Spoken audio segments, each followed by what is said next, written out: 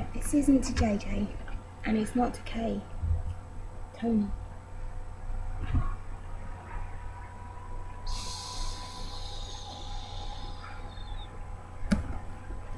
This author got banned from my school library when I grew up because she was too rude. Monday, Skinny Melon and me have decided we're going to keep the hood. Skinny is going to start hers on Saturday and she has bought a special book to do it in.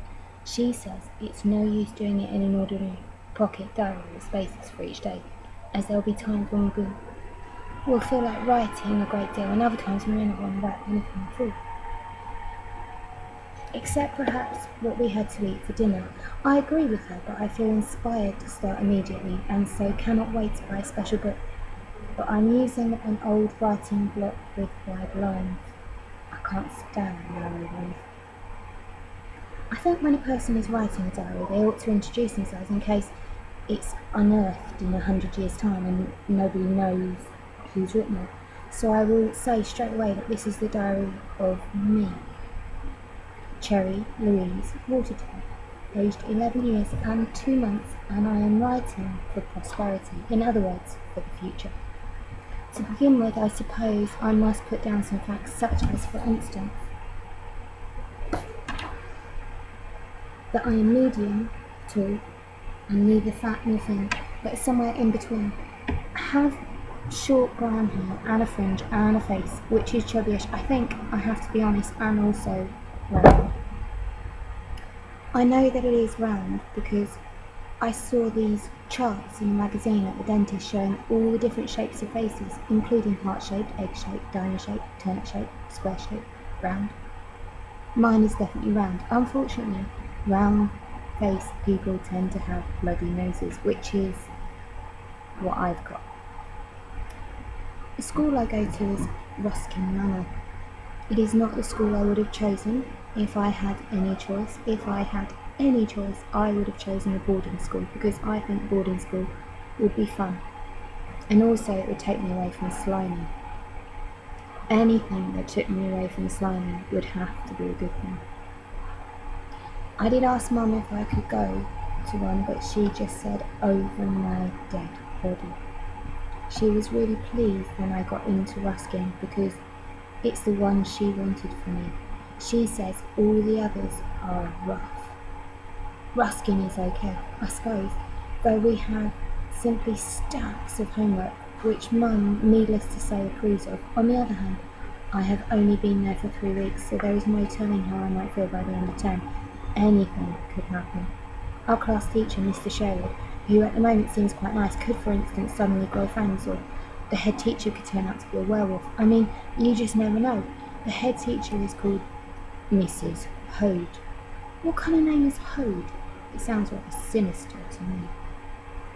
My best friend Melanie goes to Ruskin. Her name is Skinner, and she is very tall and thin, so I call her Skinny Melon, or Skinbag, or sometimes just Skin. John Lloyd, who is a boy in our class, said last week that we were the long and the short of it, but that is only because Skinny Melon is so tall, not because I am short.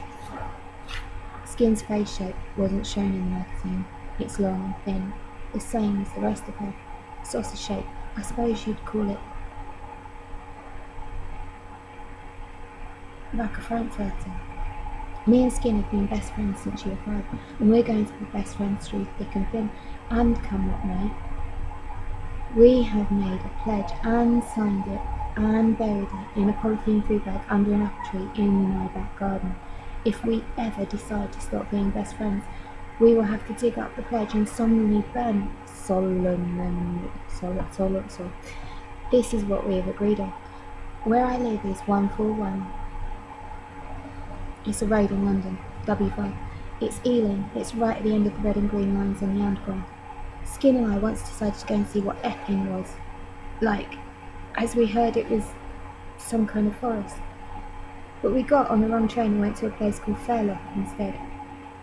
Ealing doesn't have any forests. It's just a bit of scrubby common, which you can walk through. There's also a park where Skinny, Melon and me take her dog Libary to meet other dogs. I wish more than anything I could have a dog. Well, almost more than anything. What I would wish more than anything is, alas, impossible, as it would mean turning the clock back, which is something you cannot do unless you happen to be living in a science fiction novel where people travel into the past and change things. I would like to travel to the past and change things. That is what I would like more than anything else. But after that, the next thing, I'd like a dog. Any sort of dog would do, big dog, small dog, I wouldn't mind. Why I'm suddenly starting to write this diary is that Miss Jones, who's our English teacher, said that it would be a good thing to do. She said there are several reasons for keeping a diary. These are some that I can remember. A. It's good practice for when it comes to writing essays, etc. for school. B. It's a record of one's life and will be interesting to look back on when one is old.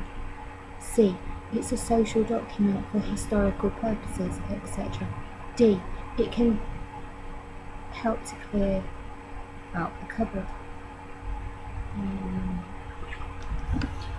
When Mrs. James said about clearing out the cupboard, we did not immediately understand what she meant, and some people started giggling and pretending to open cupboard doors and take cans of fruit and stuff and chuck it away, but Mrs. Jones said the cupboard she was talking about was the cupboard in your head.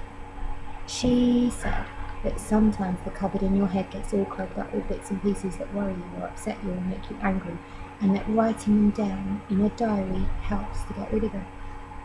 She said we've all got a lot of clutter that needs clearing out. She told us to go home and think about it, to look into our cupboards and see what was there.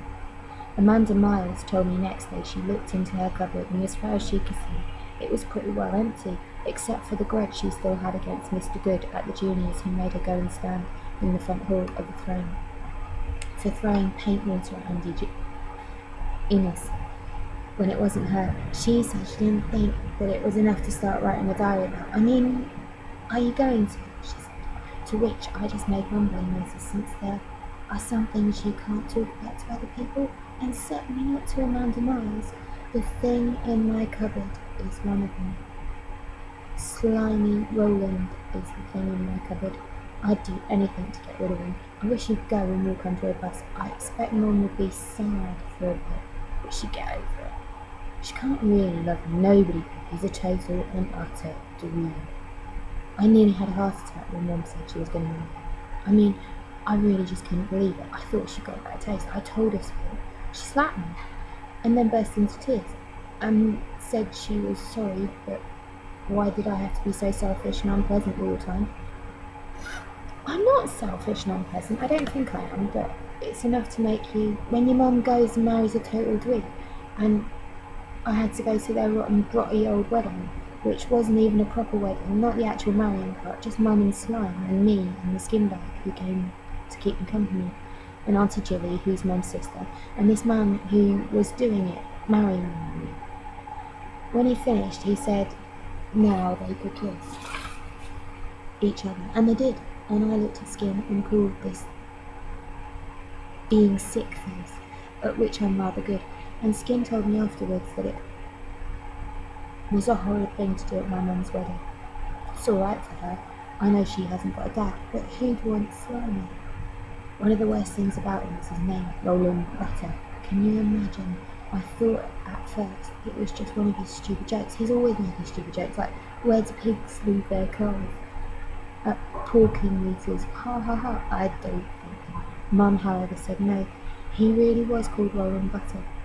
He's an artist, sort of. He draws these yucky pictures of owls and teddy bears and stuff for little kids' books, and he has this headed paper with a drawing of a roll and a butter on it. Mum thinks it's brilliant, but that's because she's besotted. If you ask me, it's utterly pathetic, and I'm certainly not going to change my name to Butter, which is what Mum would like me to do, Cherry Butter. I ask you, how could you get anywhere with a name like that? Mum's name is Pat, and guess what? He calls her Butterpot. It's so embarrassing. Dad used to call her Patty. She was Patty, and he was Greg. Unless they were having one of their rows, and then they didn't want to call each other anything at all except names, which I'm not going to write in this diary in case it's ever published. It is true that Mum and Dad did have rows quite often, but what I can't understand is why they couldn't just kiss and make up like Skinny and I did.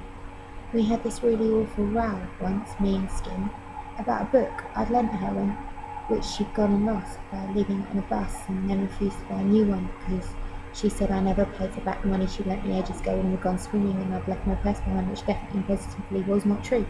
We had this absolutely mega row and swore never to speak to each other again, but life wasn't the same without Skinny, and Skinny said it wasn't the same without me, and so after about a week we made it up and we've been best friends ever since.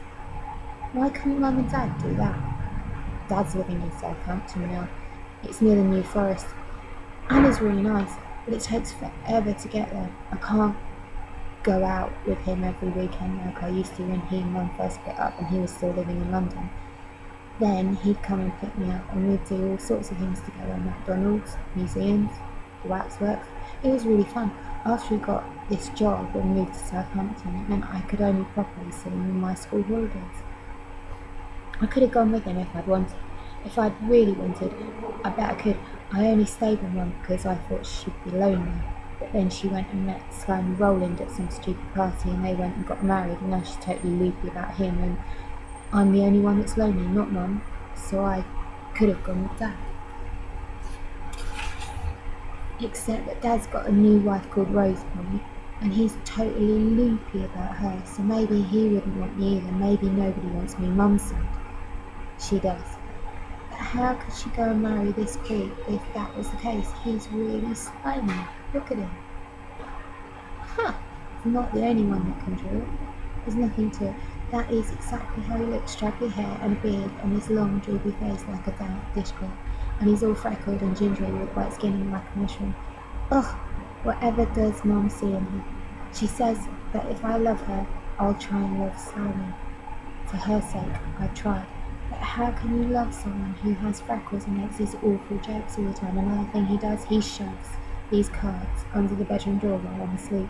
It's really creepy. I find them lying there, waiting for me when I wake up. They're all covered in these soppy drawings, which I think are supposed to be messages. I don't bother to read them. I just chuck them in the waste paper basket. I know why he's doing it. He's so transparent. It's pathetic. He's trying to impress me. Well, some hopes. I think he's just a total nerd. Mum's best friend Carol, that she was at school, who is my godmother, but who now has gone to live in Austin, Texas, alas.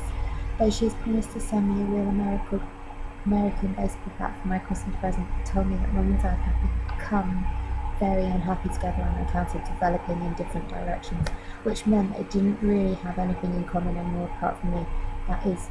But it seems children don't count. Carol said it's lovely for Mum to be with Slimy because they're both in the same business, with Slimy being an illustrator of children's books and Mum being something called a copy editor, which means going through books that other people have written and making sure they've got all their facts right and have all the commas and full stops in the right places and haven't called their heroine Anne Smith on one page and Anne Jones on another. All I can say is that it may be lovely for Mum, but it means it isn't very lovely for me. And if writing a diary means clearing Slimy Rowland out of the cupboard, then I'm all for it.